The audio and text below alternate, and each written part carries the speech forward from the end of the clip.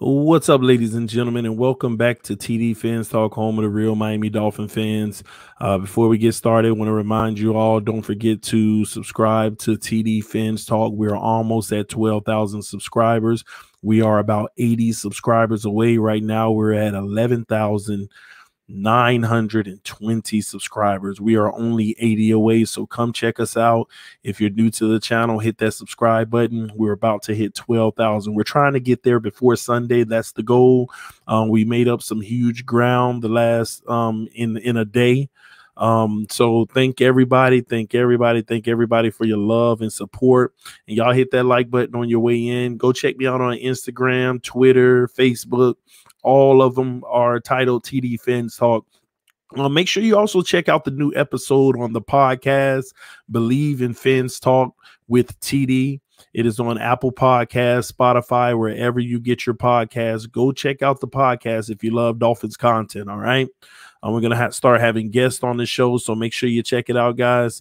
And outside of that, I just appreciate everybody's love and support. Also, we're trying to get our Twitch followers up, and you can also find the content at dolphinstalk.com. And don't forget to go check out the merch store. Even if you don't want to buy anything, go check it out. Give me your reviews. Tell me what you think about it. A lot of people still getting those hoodies. I had a few of them. Few people got last night. I appreciate y'all love and support. I brought the prices down as much as I possibly could because it's more important for y'all to just rock the merch. And I appreciate everybody's support. TD Fins Shop. The link is in the description below. Appreciate you all. Thank you for everybody who donates to the channel via PayPal, Cash App, and Super Chat. It's always appreciated. It definitely helps us do things bigger and better, as always. But anywho, let's get back right into it, guys. We got the Arizona Cardinals coming up this week. This is not going to be an easy game. I'm actually more worried about this game than last week. If you would have asked me that last week, I would have told you I was more worried about the Chargers game. But now I am truly concerned about this game. The running back situation has me worried. You know, Matt Breida's not going to go. Myles Gaskin isn't going to go. Perry might actually get an opportunity. Laird is banged up. We're just thin at the position. We're not going to be able to use the new running back that we brought in, that we traded for. So we have Jordan Howard, who's going to be getting a big bulk of the carries. And the real concern I have in this game is the fact that it could render us needing to utilize Tua more than I think he should be utilized.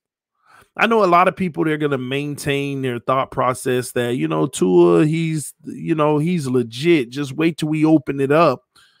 But there's also a group of people who feel like he's still developing. Every player's developing that's young, but he's still, coming into himself. And I don't know if him throwing the ball 40 times is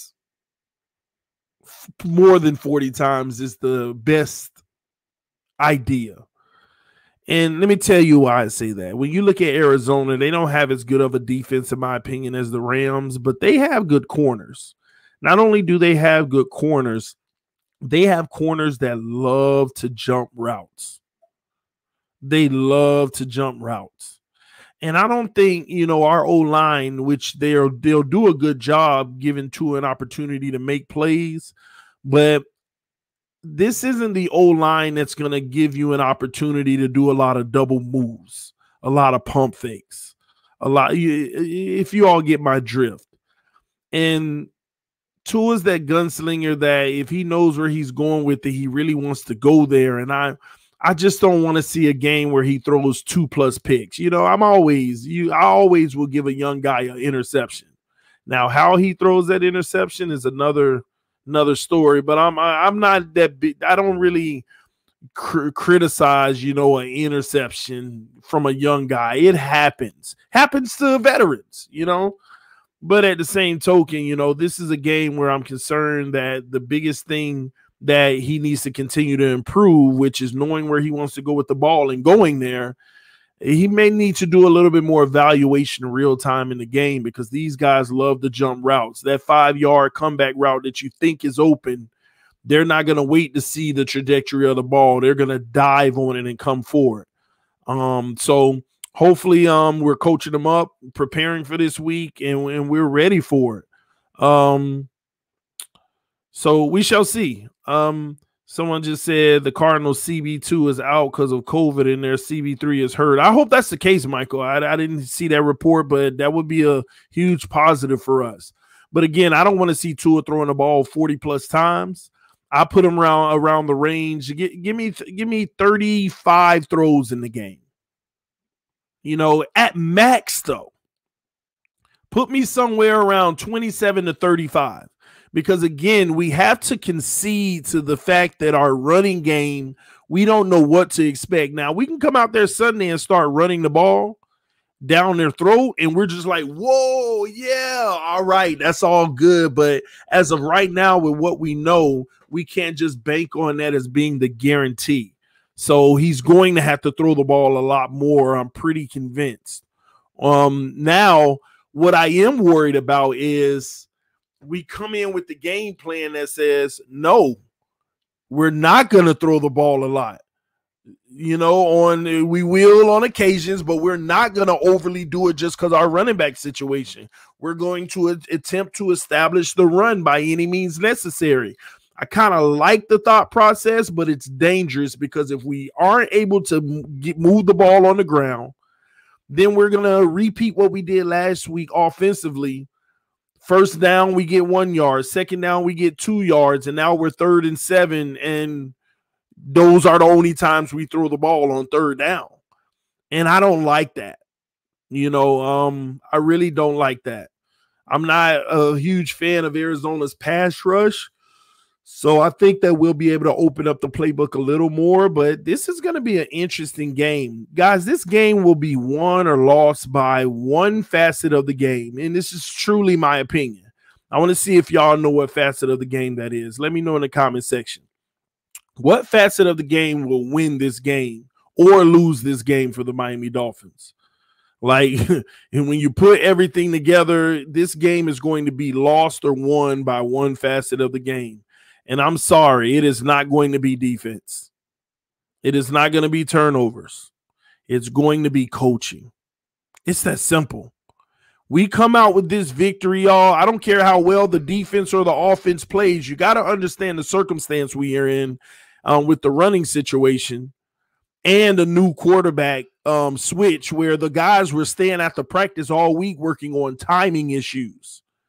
And I told you all that there were timing issues last night because there were like everybody, Preston dropped the ball across the middle. Timing issue because the ball should have been led in front of him chest level, but instead it was slightly behind, low to his knees. The whole Gesicki situation, that was still a timing issue. The non-Gesicki deep throws, overthrowing, timing issues. The Jakeem Grant across the middle on a 3rd and 6, timing issue. He doesn't have the cohesiveness with this receiving group, which will come over time. It will come over time, but it's something that has to happen, and we can't afford to have a stagnated offense like we did last week. Arizona is not going to fold like the Chargers. Now, if they do, if we bottle up Arizona like we did last week, defense. Now, don't get me wrong. Let's back up for a second. We're going to play well defensively, but I do not expect for it. Now, you don't get me wrong. We still gave up a ton of yards last game. People have to understand that our defense gave up a lot, but we made big plays in the right moments. So that has some. You got to think about that too. A team that secures the ball and doesn't fumble and doesn't throw picks, it would have been a tough day for us. We still might have been able to pick up, I don't know. Because think about it, guys. Eliminate the, like teams can play as well as they did against us, and if they eliminate the turnovers, it's a different result. Do you understand that the turnovers won that game? Turnovers. Defense got up and at the quarterback, and that was a thing of beauty. But it was the turnovers that changed the course of that game. We were dominated on offense. Not only were we dominated, their offense dominated, they also dominated time of possession. They also dominated the time of possession. So at the end of the day, we made huge plays. Like, think about it. We turned them over twice in our own territory where they were about to score. They were about to score, and we turned them over in our own territory. Not only did we turn them over in our own territory, we turned one of them into 6.7. It makes a huge difference. People say, oh, yards are empty, but I agree when you make plays by causing turnovers. But if you don't have those turnovers, they're not empty, y'all. They're not empty. So somebody said turnovers kept the D on the field, though. That's not true. Go look at the time of possession. What you have to realize is LA would take the ball from their side of the field all the way to ours, then turn it over. And our offense is what kept the defense on the field because we couldn't sustain a drive to allow them to get some rest. Please don't think that our defense the turnovers kept the defense on the field. No, the turnovers get them off the field.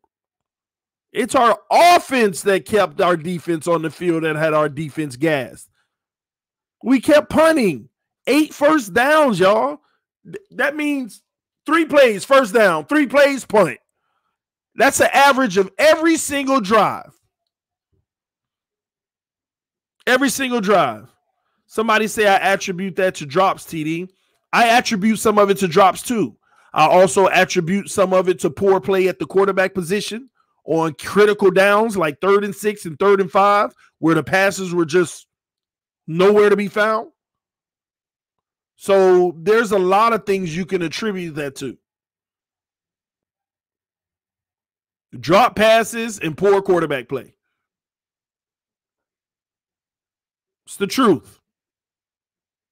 What's up, Engraving, the homie in the building? I hope all is well. The Ravens have been kind of quiet this year.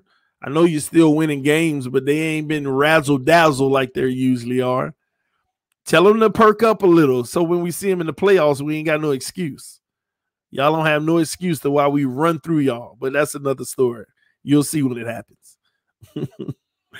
Oh, man. But yes, man, this is going to be a good game. This is going to be a great weekend of football. A lot is going to be answered in week 8. This is mid-season.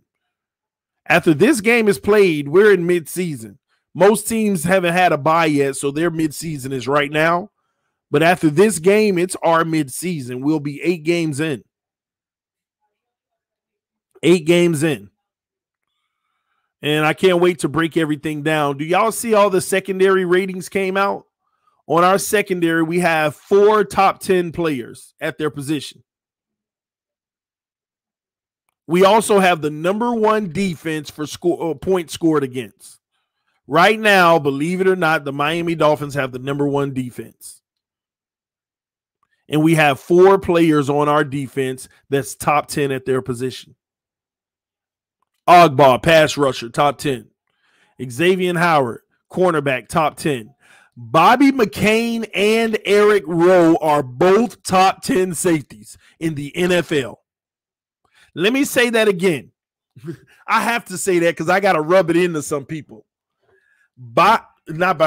Xavier. Oh, man, y'all got me saying it wrong there. Eric Rowe and Bobby McCain are top 10 safeties in the NFL right now. Halfway through the season, they are ranked top 10 in the NFL at the safety position.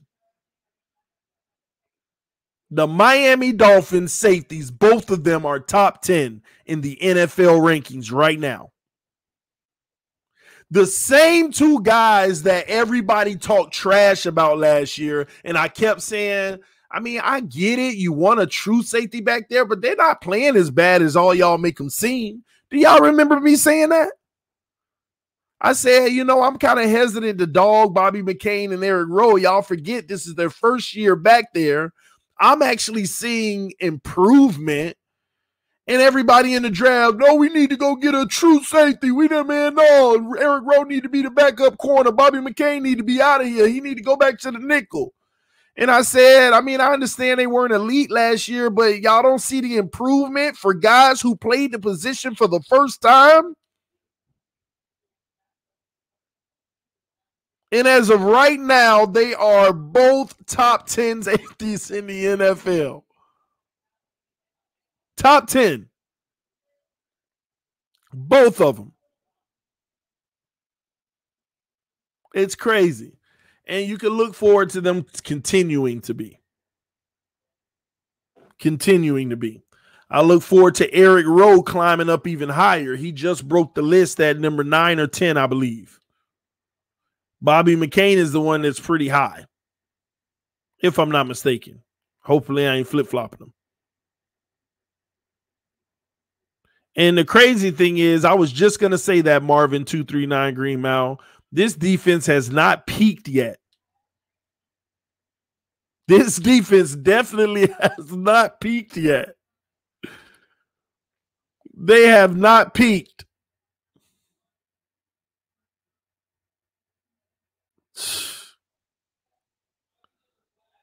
It's that simple. Remember that vision I had in training camp where I was like, y'all, listen, this is going to be one of the best defenses in the NFL.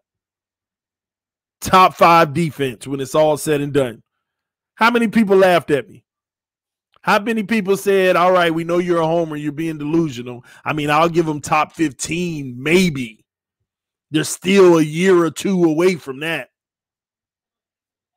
That's what they told me.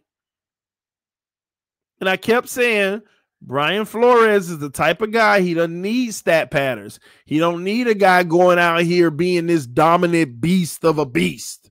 He needs guys who can set edges, who got good eyes, good hands, good feet, who are leaders, who know how to play well with others, who hold themselves as well as their teammates accountable, who wants to, no matter what you need them to do, they'll go out and do it. That's what he wants, and that's what he's built.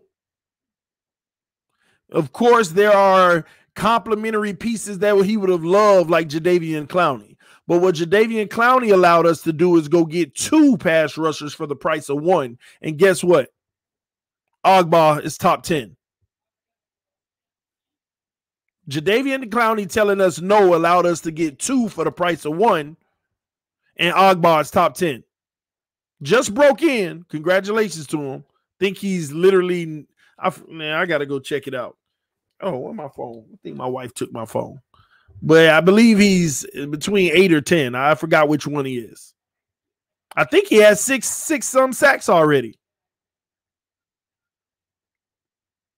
I think he has 6 sacks, if I'm not mistaken.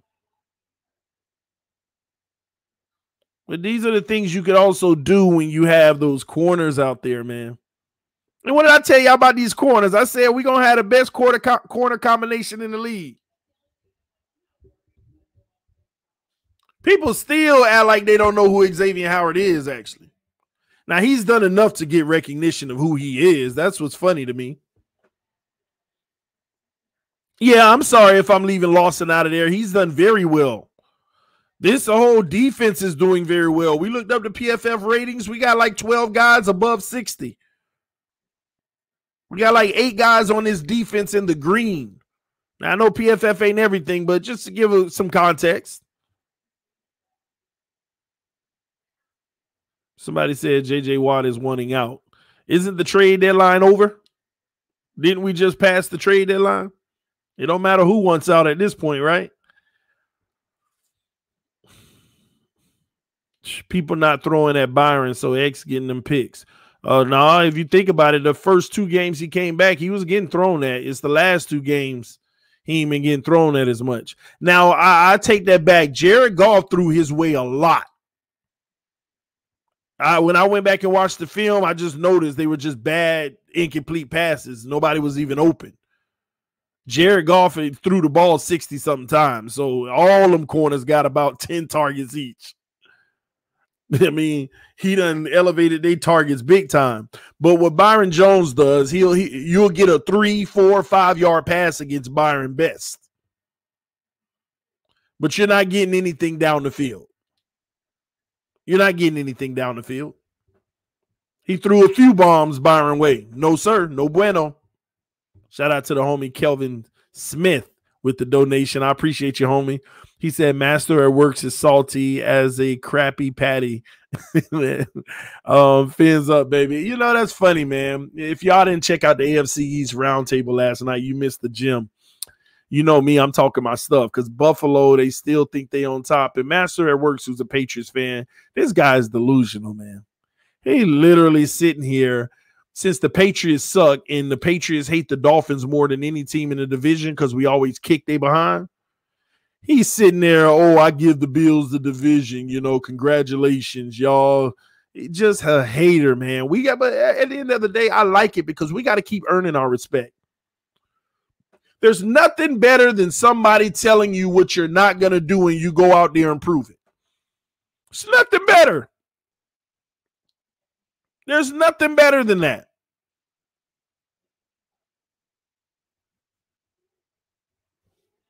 And I love it. So we just got to keep doing our part.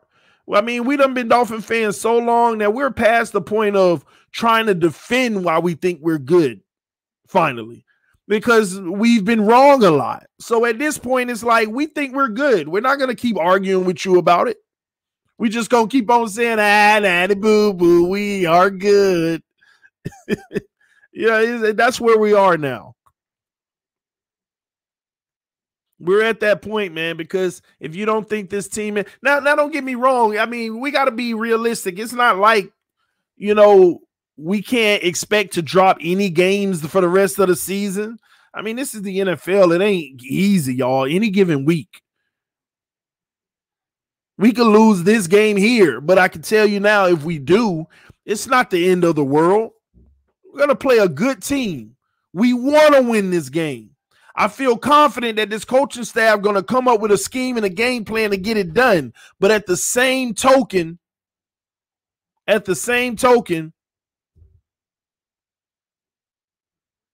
just going to go out to improve and play better every week. Let me help y'all understand something. We have already overachieved this year. We're not done. What I'm saying is we got 4 wins when, you know how many people say we were going to win 1, 2, 3 games? You know how many Dolphin fans said that we'd win 4 or 5 games? Miami Dolphin fans. When I did my game prediction, we're going to beat the Chargers. This dude is delusional. I can't listen to you no more. Y'all remember that? This guy's, remember I was like, why can't we beat San Francisco? Why can't we beat the Chargers? And what did they say to me? They call me, they do what they do. They call your names and pick on you because they disagree with you. And you sit back and you let it happen and you don't even hear from them people. They go in hiding.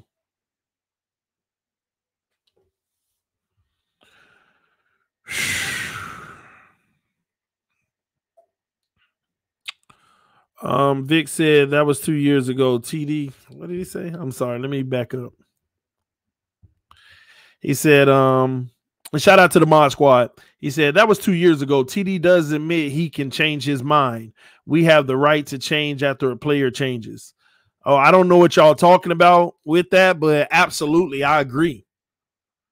I agree. I could tell you Noah Igbenogany is playing like trash right now, and he sucks. I mean, I wouldn't say that about a rookie that he sucks, but I could say that now, and then all of a sudden he start balling, and I'm like, Noah is the real deal. He has proven me wrong. But what people don't like is I say, oh, Noah sucks. No, he doesn't, TD. Just be patient. Nah, this man sucks, and now he's balling. I was wrong. This man is legit. No, you didn't say that before. I know I didn't. He just proved himself. Some people, come on, y'all. Some people just got to stop coming on this channel. The only reason they listen is to wait till I say something they disagree with and try to prove me wrong. You can't prove me wrong. The reason why is even if I'm wrong, I'm going to admit it and change my narrative because I live in facts. It's that simple. I give you a lot of perspectives, a lot of thought processes, a lot of different angles to things. All I do is try to open people's mind to possibilities. Doesn't mean they're going to happen. But the crazy thing is a lot of the possibilities that I've said would happen have happened. And have shocked us all, including me, even though I gave it as a possibility. I hope Tua proves me wrong. Me too. And when I say prove me wrong, I don't even want to say the word wrong in this case. I just hope that he turns out to be great because I'm concerned that he may not. Doesn't mean he won't. I just don't know. None of us know. A lot of us assume. A lot of us think we know. You don't. Like your setup, TD. Appreciate it, man. Been working on it.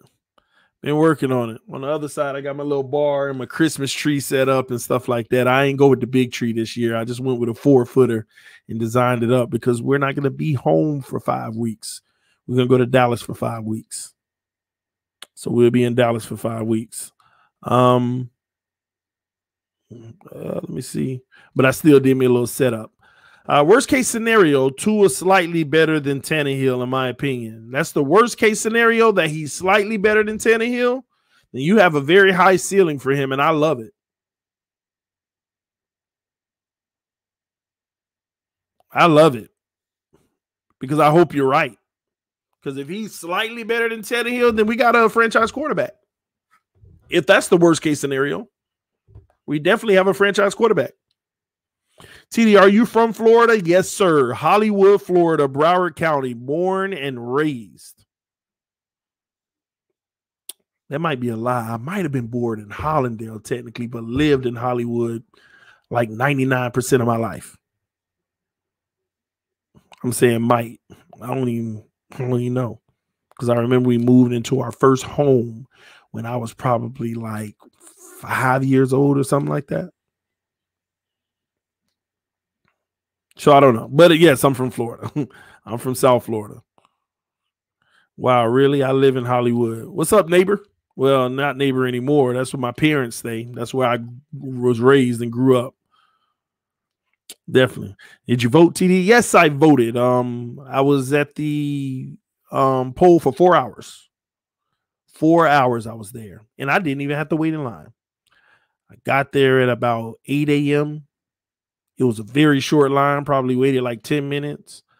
And y'all know that I just, let me tell y'all my story. So y'all know I just moved. I moved like 2 hours away. So when I got it there, they said, is this still your current address? I was like, no, I moved. So then I had to go to the change address table because in Florida, everywhere you go, you have assigned places to vote. At least in the county that I'm in. You have assigned places based off of your address. You go there. That way they know everybody who votes and that you're supposed to be there. So I'm sitting there trying to change the address. And here's the problem. In their system, they couldn't find the address. Why? Because it's a brand new community. They just built this place. We're the first ones in the place that we're in. They just built it. Even our mail and the deliveries have issues. I got our new washer and dryer. I literally got like 3 weeks late because, we tried twice and y'all were 30 minutes away. That's not my address. So they couldn't find it. So they're like, this doesn't exist. We have to verify if you could vote and this and that. Anyway, 3 hours later with my two little ones, they were with me because I thought it was going to be a quick process and they were just going crazy. So 2 hours later, they say, all right, we got you figured out. We found the location. It is a new community. But your precinct is 2 minutes away. So I had to drive right up the street and go vote there, man. So I got it all done, man. Yeah, in Florida. So I got it all done. I got the Packers, TD. That's what's up, man. That's what's up. You know they gonna win.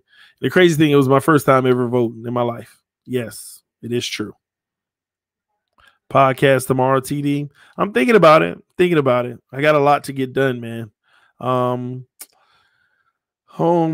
Liberia will always feel like home. It's a Florida thing. Liberia, LIB, Marvin, you in Liberia? Up in Daya?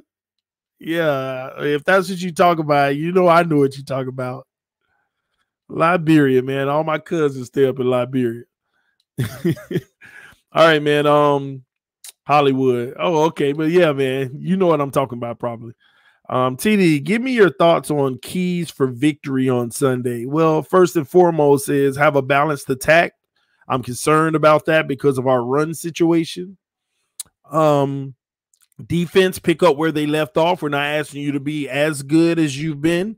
Just, keep Kyler Murray and company modest. I don't expect for us to shut them down, but don't let them go crazy on us. I'm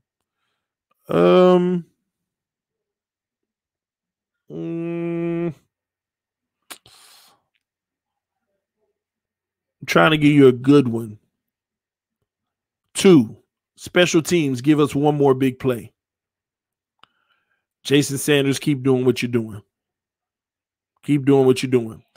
I hope Tua connects on like 2 of those deep balls this time. I hope he connects on 2 of them this time. That can flip the field. And some points is better than none. Even if it's hard to get in that end zone, field goals, man, is better than nothing. It's better than nothing. TD, are you going to stream the game tonight? I ain't streaming this trash. We got a backup quarterback going against Green Bay. I mean, do y'all not think this is a given? Like, I like good games. Like, I like to enjoy a game. So if it's a game I want to watch, I come stream it because this is a good game and it has implications that matter to us. 49ers are nothing to us anymore. We're done past that point. Green Bay, I don't care. The worst case scenario, you see them in the Super Bowl. I mean, we know what should happen in this game. And if it doesn't happen, it still don't matter because it's the 49ers. So it's just a game on Thursday night. You keep peeking at it like, okay, you watching football. So you enjoy it, But to stream it and call this, let me say this. Do y'all realize, I'm going to be honest with y'all. Do y'all know, I'm not going to say hard, but how much work streaming a game is? Like, people take it for granted. They think, oh, you're just sitting there calling plays. Man, that is work. I mean, I enjoy it, especially Dolphins, because I'm in it and I'm just narrating it, so I don't feel it. But I feel it as soon as I turn the camera off, and 10 minutes later, I'm like, man, you feel it. It's actually work, like constantly. You calling the whole game, giving your thoughts on everything. It's work, man. It is truly work. That's why I appreciate all y'all love and support, because y'all keep me going. Y'all motivate me. It's exciting. Engraven said exactly. It's work. It's tiring. It's fun work, but it's tiring. Exactly. Like, people be like, bro, you got it easy though. It's work. This is work, y'all. I mean, some people go to work, clock in, punt to 9 to 5. This is work. This is work. Yeah, I mean, people don't understand that. It's just I'm doing something I love. I'm sure Engraven can contest that. I'm just doing something that I love. You make it look easy. I think I'm a natural at this though. Because and another thing, I'm like a factual person, so it's easy. Like, y'all don't understand. I do, like, growing up, I hated reading. The last 5 years of my life, all I do is read. And like, I like, y'all don't understand. I feel myself getting smarter. And in football, I feel myself getting smarter every day. The more I talk about it, the more I read about it, the more I read about life, the more I read about politics, the more I read about this, that. Like, y'all don't even know. Sometimes I'll just take a college class just off the whim, just randomly. Like right now, taking a class, learning this, learning that, but just to do it. And I'm learning some very interesting stuff, and it's actually something that it feels good. So that's what I always say, man. Stretch your brain. I mean, it can enlighten you and open you up to other things. But that's just me. You on your way, TD? Yeah, I believe it. I feel it. I don't know, what God has for me is for me, so I don't know exactly the end result of what that is, but it's not my story to write. He's going to write it for me, and I'm going to keep enjoying the ride and making sure that I let everybody know that he's responsible because he deserves that. That's just my faith. I'm just saying. But yeah, man, I'm enjoying the ride. Y'all don't understand what I'm doing on here. The most enjoyable part of me doing this is y'all. You know how many people like me and Rip Tupac. Rip Tupac is he's in high school, a young man. But me and him going back and forth for an hour today in text. Back and forth, just back and forth. No, bro, go watch it again. Look at this. Like, I enjoy that stuff. I'm meeting people. I have friends. Like, I have friends anyway, but I'm cool with everybody. Like, you could be somebody who hate me, like a hater. I'm cool with you. I mean, distance myself from you, but trust me, we good. We good. We're good, man. What you studying? Natural disasters and gosh, that's crazy. I don't even know the class name. It's teaching you a lot about social construction, social norms and things like that. Perception of human behavior and culture. And that's been very interesting as well. That's the real enlightening one. So those are the two that I've been taking right now. I'm not even going for a second degree or nothing. Just take extra classes on occasions. It's just enlightening. It keeps my brain. It's thing. Listen, I really do. It's something that I do. Y'all may think I'll be playing with y'all, like literally. Like it is a dream of mine to run to be president one day. That's why I learned so much that I can about world relations. Everything I can. And I have a bachelor's in criminal justice, social science. Criminal justice is the concentration, and a minor in psychology. And then I have about 9 core business courses completed. All the general stuff: accounting 1, accounting 2, finance, marketing, microeconomics, business law. All that good stuff. And then a lot of psychology classes. And like literally, I can go get 2 more bachelors in taking 6 classes right now. I can have 2 more bachelors if I wanted, and I hate school. That's the thing. I hate school. That's why I enjoy just taking 1 class at a time, just to learn more about certain things that interest me, that I feel will be important for me to know if I ever wanted to actually lead this country. So that's something that I'm serious about. And I always tell y'all, 2040, y'all look out for me on the ballot, 2040. Okay. 2040. What, I got 5 elections to go? 5 elections, 2040. Man, I'll be in my 50s. I'll be 56, something like that. Y'all better watch out. All right.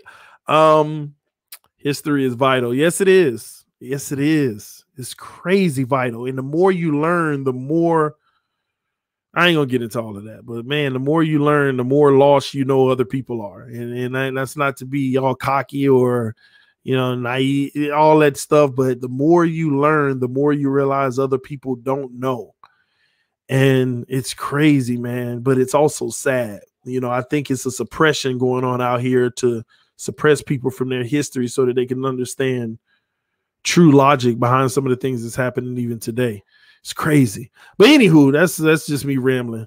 Awesome, man. You're a great commentator. Appreciate that, FM. Appreciate that. Nah, bro, that's facts. Keep doing you, bro. That's what's up. Yeah, that's all I can do. That's one thing I learned a few years ago. All you can do is you. All you can do is you, man. And you can do that better than anybody else. Nobody can do you better than you. So embrace it. Do you. All right. TD for president in 2040. I don't know, man. It may be 2040, it may be 2044, maybe 2048, maybe 2042, 52, 56, 60. I'm just going to keep running starting in 2040 until I get it. Because people don't care, everybody affiliated with a gang right now. When they don't know you, they don't know you. And you just got to keep staying at it and letting more and more people know you. Look at what we're doing here on YouTube. Look at what we're doing here on YouTube. You don't think this isn't potentially building a base for people who know me, trust me, and would vote for me? Like, think about it. Like, I always think like massive, big picture. I think so big, you know. And we're almost at 12,000.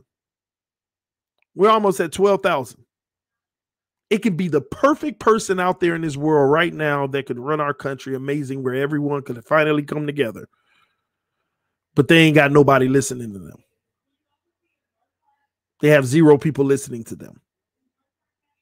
And then they sit down and say, I could change the world, but I ain't got nobody listening.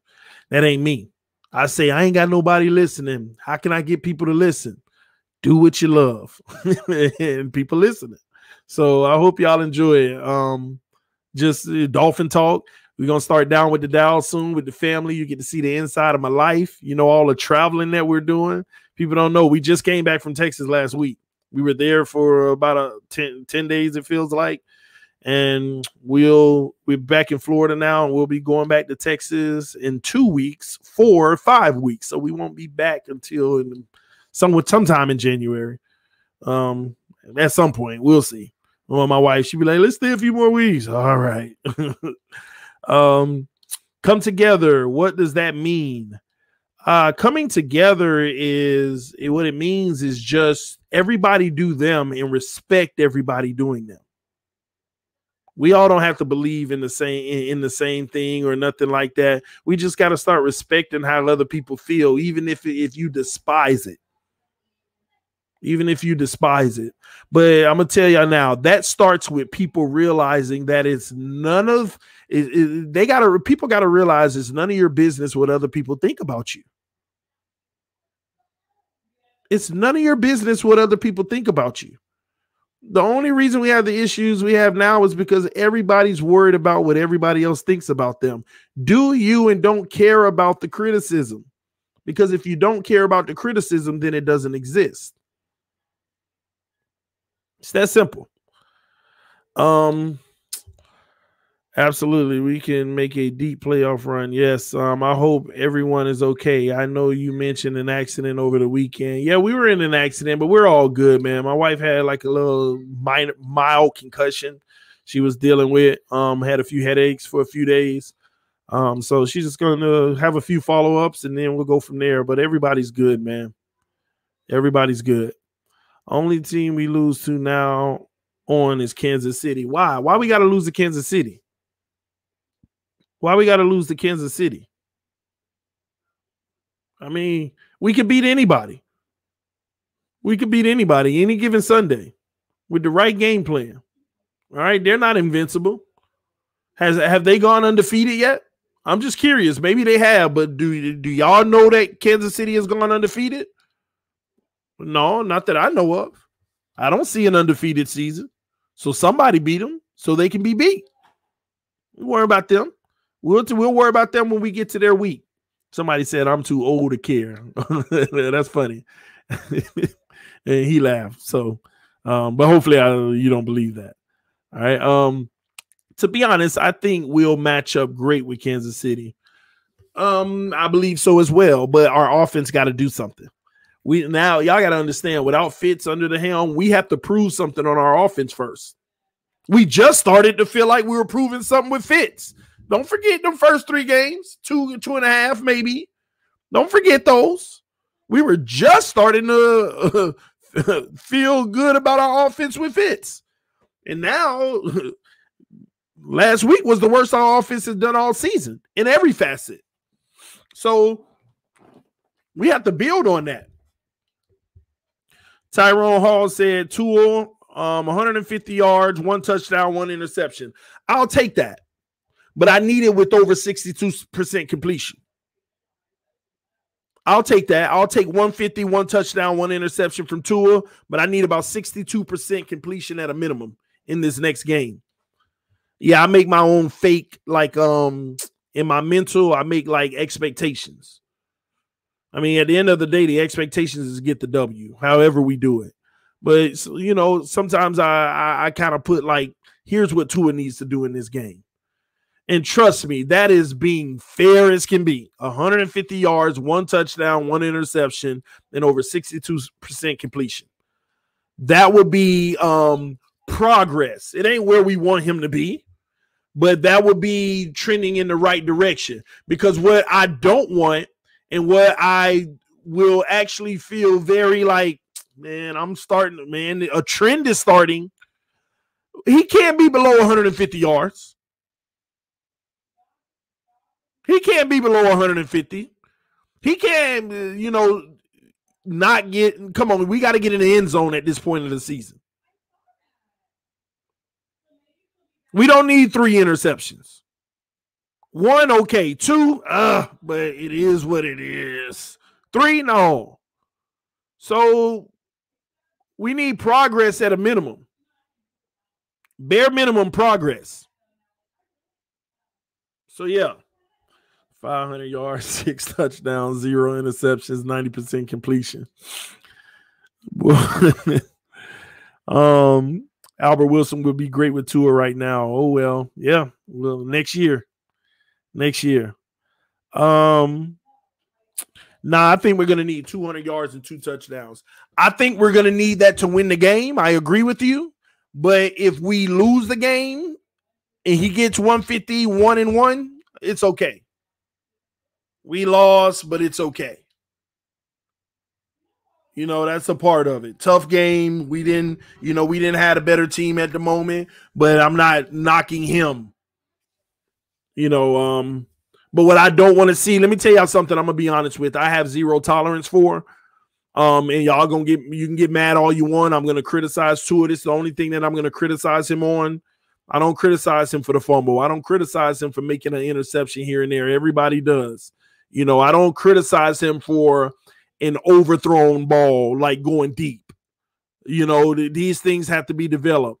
But what I'm not going to stand for, I'm not going to sit here and watch him in the pocket, keep backpedaling and throwing off of his back foot all the time. I'm not going to sit here and watch him throw behind receivers by 5 yards on a 4-yard reception. Those are the things that, no, that's ugly play to me. And we didn't see overwhelmingly a lot in the last game, but I saw some of it. And one thing y'all need to go back and watch the film. He better stop that throwing off of his back pedal. Pressure coming and he throwing as he backs up. Stop that crap. That's a recipe for disaster in this league. Throw the ball away on the back pedal because you're just heaving it. You can't throw accurate passes running away backwards, just trying to get it off. Now, you fling the ball out of bounds doing that, you were just trying to throw it away and you were awkward. But no, I saw too much of that nervous throwing backpedaling. No, I'm not going to sit here and allow that to happen every week. That's jittery. Step in the pocket and take the hit and deliver the ball. Otherwise, get rid of it. Because even that Jakeem Grant throw, he was backpedaling, throwing off his back foot. That's why he threw behind Grant by 5 feet. I know Aaron Darnold was coming, but guess what? Tua steps into that throw, he's going to make it. He's going to make that throw. He's not going to miss that throw. He know how to, man, that's the elementary throw. He know how to do it. The reason why he didn't deliver is because he threw it it was unorthodox. Now, I don't want him taking hits, but this is the NFL. We can't sit here and have this notion where you don't want him to take that hit. Quarterback stepping up in that pocket, taking that hit on 3rd and 6 all day in this NFL. That's what it takes to be a great team. That's what it takes to win. I'm not for that. I'm not for that just for the sake of protecting him. In the playoffs, when the time comes, we can't have that type of play just for the sake of him not taking a hit. I don't want a quarterback where we got to be so cautious that he can't take a hit. This is the NFL. Quarterbacks are going to get hit. So that's all I'm saying. That is the only thing that I will And I might be lying right now, but right now, that's the only thing that I will criticize this year because I don't want none of that. That's not good characteristics of your future. Keep throwing off his back leg while he's backpedaling away from pressure. And especially when you see a guy that you're trying to throw to because you got him. No, that ain't NFL play. You step up in there, deliver that ball with precision, and take that hit. They protect the quarterbacks anyway. It's probably going to be a late hit. They're going to protect you too, trust me.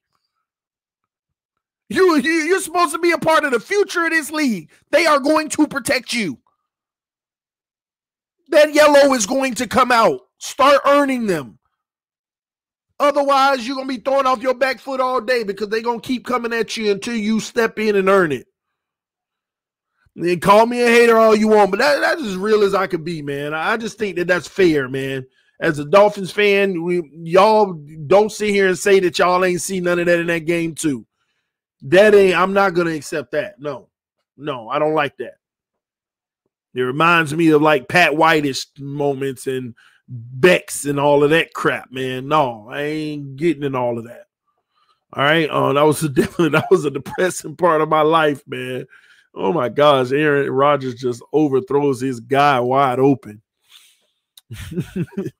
Man, everyone gets hit or hurt. Yes, man. I agree with TD on this one. Whoa, I said something you agree with, bro.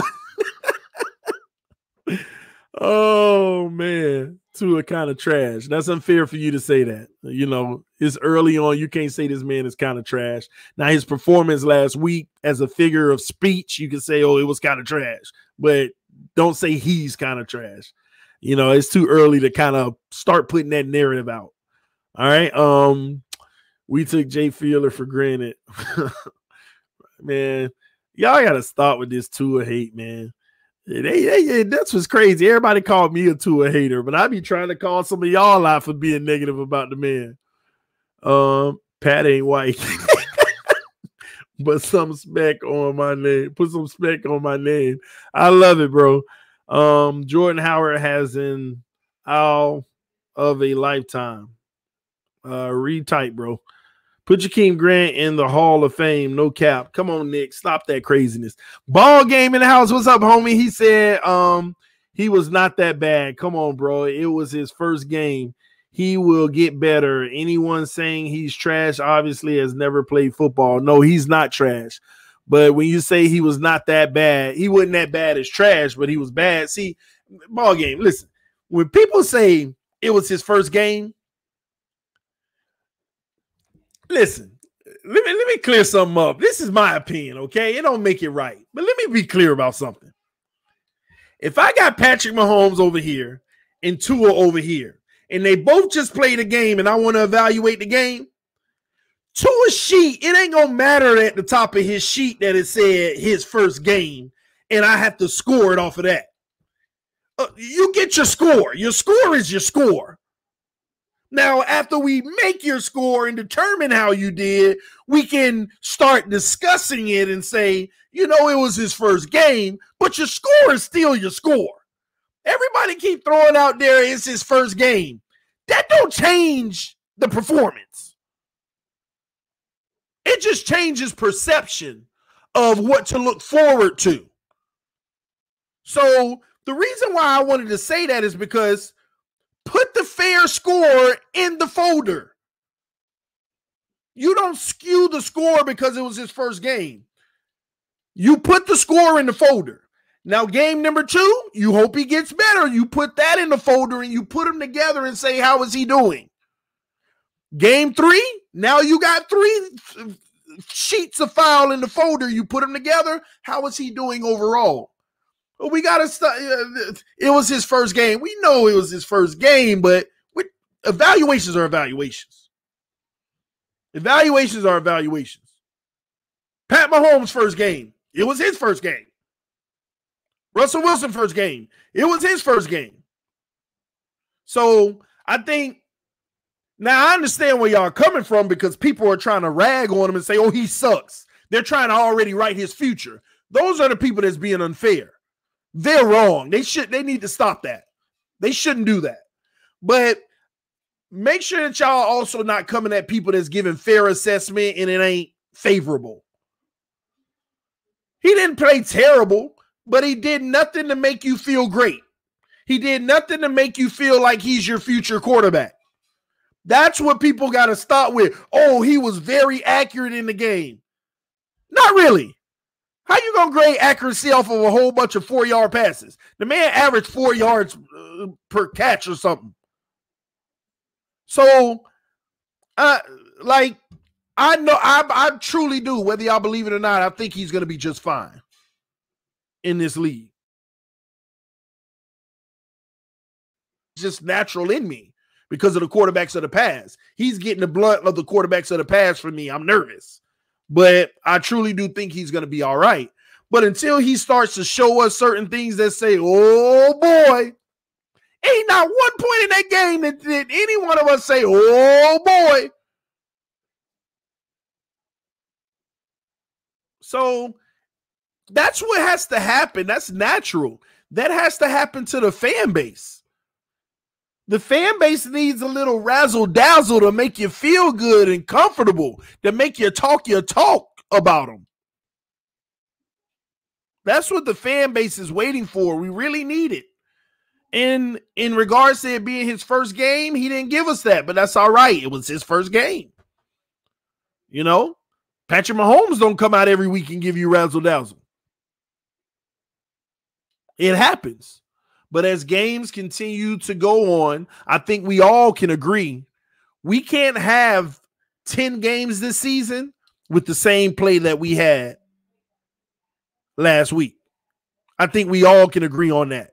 If he plays the same way he played last week on an average level, that average level, I think we all can agree, no, that ain't going to cut it. I think we all can agree on that.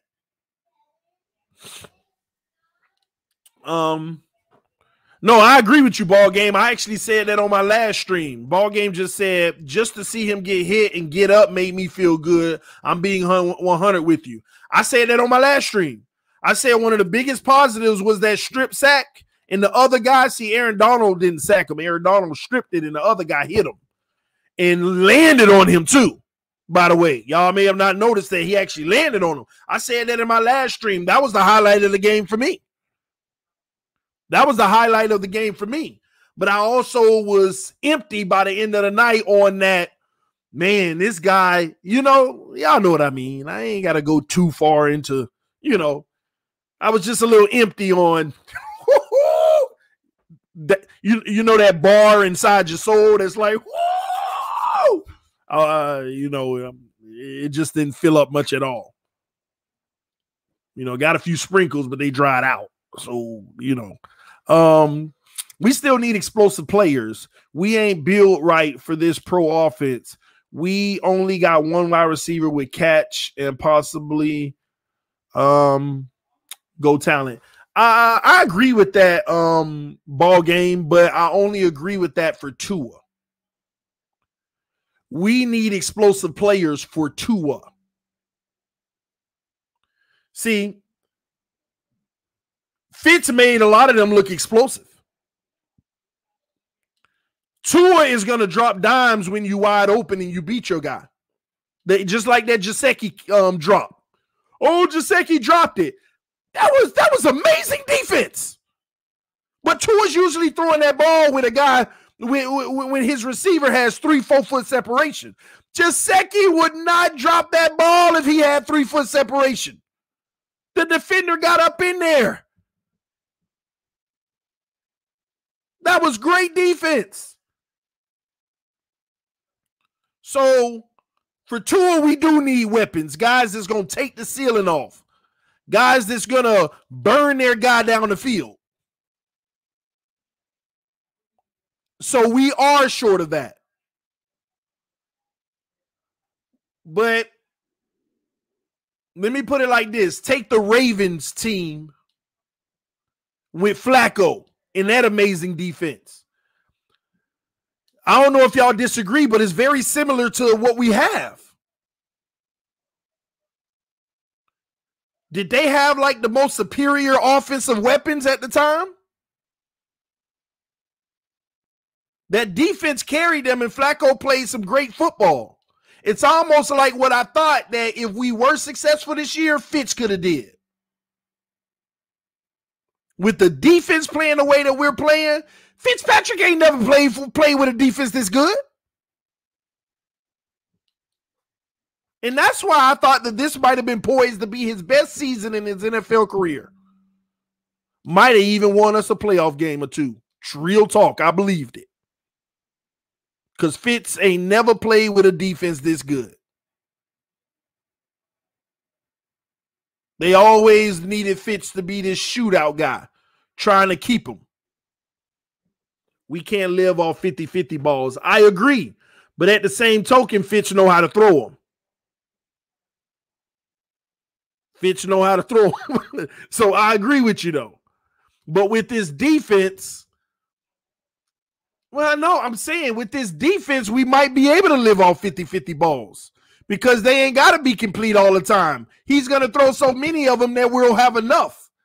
I'm only saying it with the dominant defense. If we maintain this type of level of play, if we like think about it, ball game. If we end the season 16 games and we're the number one scoring allowed defense, which means we probably continue this trend all the way through the season. If we actually keep this going and we end the season as the number one scoring allowed defense, no, Fitz can actually go into the playoffs and win us one or two games like that.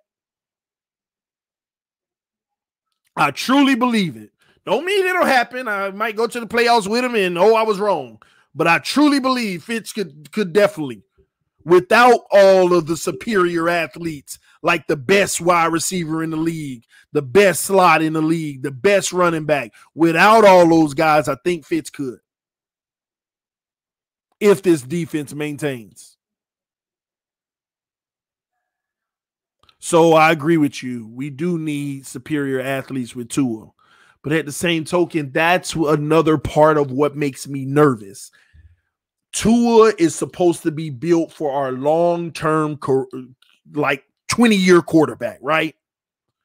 If he has success and he gets the big money, name me what team is going to be able to sustain the best players like that and the defense from a salary standpoint. It has never happened. When that happens, you got to pick or choose. The Chiefs, they choose offense.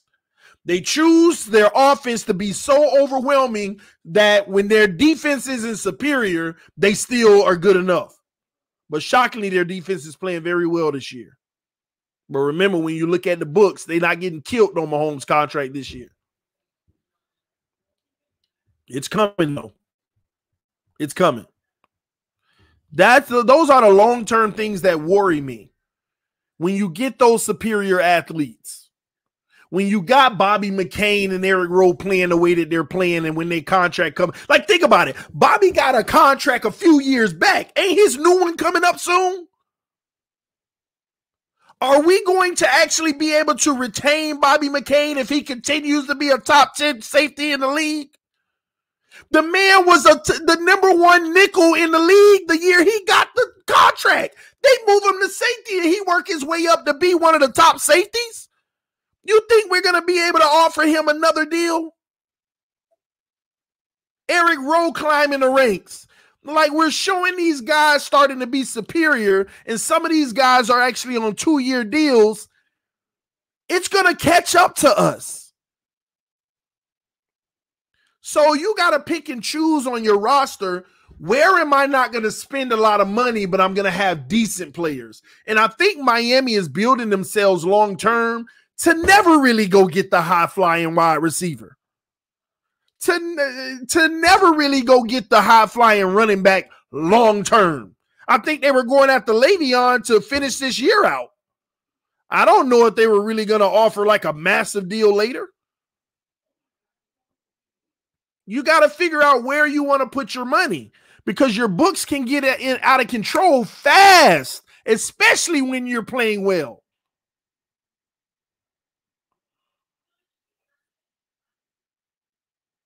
Wow, touchdown San Francisco. So we'll see, man. It just depends on how do they want to build this team. Because nobody's thinking about that type of stuff. Something as simple as Bobby McCain. Are we going to offer him a new deal? You can't say he ain't earning it.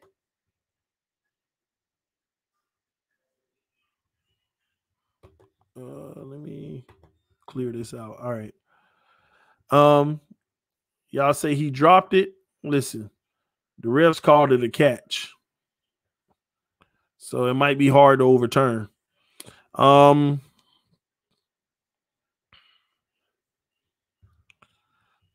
me see. My bad. I had a donation. Oh, Daryl Wallace, man. I appreciate the love, homie. He said, as time goes on, Tua will get better and better. As for Fitz, God bless him, but it was frustrating at times watching him play. I agree with that. But Fitz, let's be honest, y'all. Fitz's worst games was when our defense had their worst games too. Fitz's worst games were when our defense had their worst games. Do y'all really not think that we can make a run in the playoffs with this defense with Fitz? Like we might can with 2-2, but he has to prove it first. He has to prove it first. Right now, we know what Fitz is going to give us. We know what the good and the bad. We don't know what Tua is going to give us. We've had a small sample size. And that's not going to get it done. So, just my take. I just think that, I don't know. At the end of the day, I guess it's irrelevant because his era is over unless Tua was to get hurt. So, we'll see. I just couldn't imagine it. I couldn't imagine us going to the playoffs. Like think about week 6-17. We beat Buffalo and we're in the playoffs. And we go halfway through the game and say Tua's struggling. Y'all cannot sit here and tell me y'all wouldn't be calling for Fitz. Because we're actually in the playoffs and his defense is playing well. And you couldn't tell me you wouldn't be wanting to see him in the game to get something moving. Imagine being in the playoffs and our offense played in the first half like they played last week. Be honest. You wouldn't want to see Fitz come in? So, I don't know. We'll see. I really hope Callaway is the guy folks had said he is. Fresh start, show, and improve. I don't know. I don't know because what's the difference with Breida? We spent the draft pick on Breida too. A higher draft pick. And it hasn't, garnished any overwhelming results yet. So we'll see, man. Excuse me, but I'm coming up to the 9 o'clock hour. I'm about to get up out of here. I actually got some homework to do for my natural disasters class. I got a lab to do. So I'm going to go ahead and knock that out. Take about an hour and knock that out. Spend the rest of the night with the family. And head to bed and start another beautiful day tomorrow, man. But I just wanted to come hang out with y'all for an hour, chit chat, talk about this game on Sunday. My prediction for the game is the Miami Dolphins win this game 30-27. It's going to be a biter, man. It's going to come down to the wire. It's going to be a tough game. But I think somehow we're going to figure out a way to put up some points. I'm hoping that the defense and the special teams can both give us a score. And I'm hoping that Tua can lead us to 2 touchdowns and Jason Sanders can kick the game-winning field goal, something around that. We'll see. Y'all let me know in the comment section of this video what you think. What's your prediction for this game? But it's going to be a good one. And my wife, she said she'll join me Sunday, so that'll be pretty cool. She was a good luck charm last week, so she's going to be on the stream with us. I don't know if she's going to sit up here. She might sit back there in that recliner and kick back, man. But we shall see. We shall see. But I thank y'all for tuning in. Love y'all. This is TD Fans Talk, home of the real Miami Dolphin fans. I'm about to get out of here, enjoy some time with the family. I think, the wife, I think she finished setting up the room. I'm going to try to move the camera so y'all can try to see some of it. So, got more. I just keep going. Got my Christmas area all set up, man. So, it's pretty cool, man. But it's neither here nor there. She going to be on the bar while we over here chilling. But anyway, Hillary fins up. Yeah, y'all. I'm finna get up out of here. Peace, God. Wow.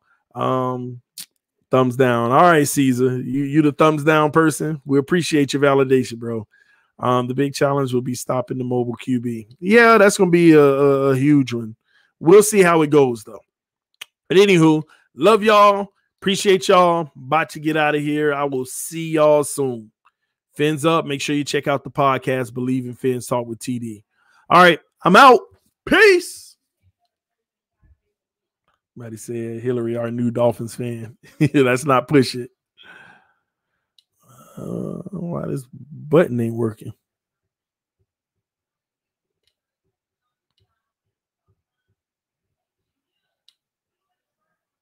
There it is.